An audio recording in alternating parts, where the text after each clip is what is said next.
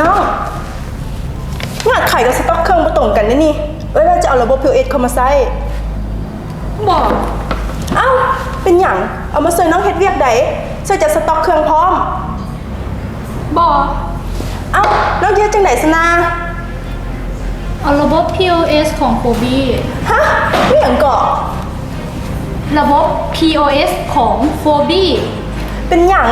ของคนอื่นบ่คือกันหวะบ่คือย้อนหยัง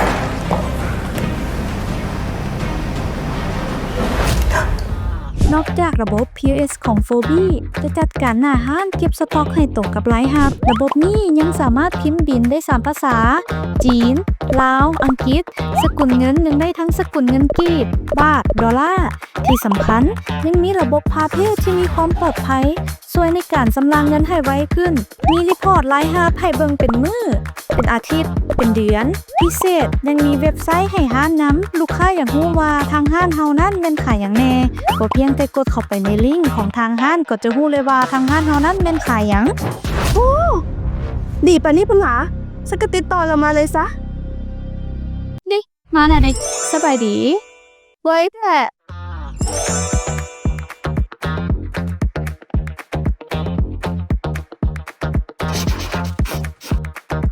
เพียงใช้ระบบ POS ของ Fobi ก็เฮ็ดให้ชีวิตค้าขายสะดวกสบายยิ่งขึ้น